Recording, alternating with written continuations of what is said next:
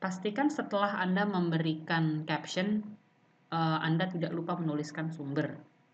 Misalnya seperti ini, sumber formattingnya selalu Times New Roman 10, kemudian dia di-centered.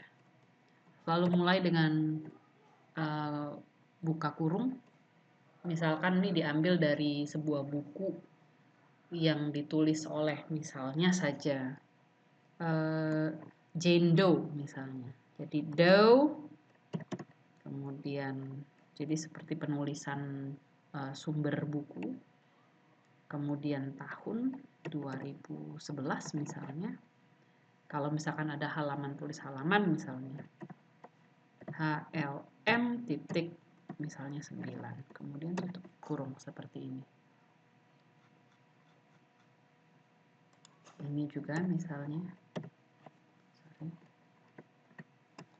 pastikan di Times New Roman 10 dia di centered.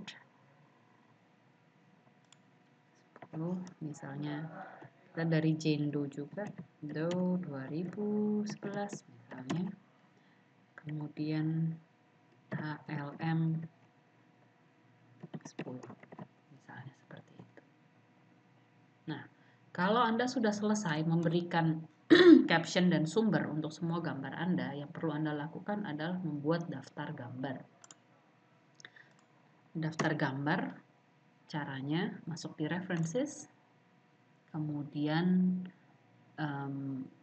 insert table of figures, cari gambar di sini. Kalau ada tabel, nantinya Anda akan membuat tabel, berarti yang dipilih adalah tabel, kemudian klik gambar, kemudian klik OK. Dan voila, seperti itu. Untuk tabel sama, misalnya kita punya tabel di sini.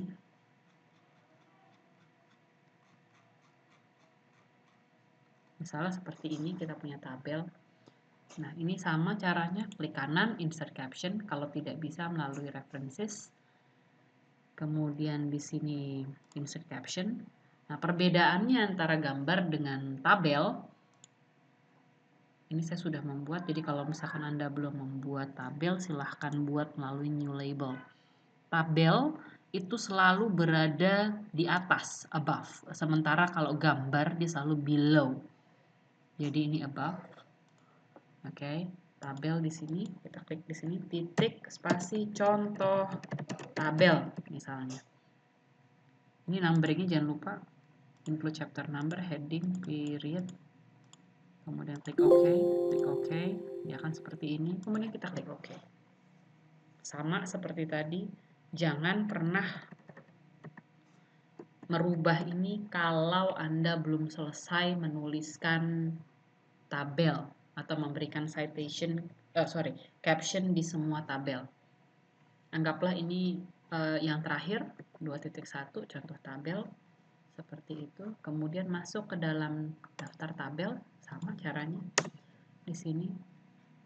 Kemudian kita masukkan table of figures, cari tabel, kemudian klik OK. Seperti itu.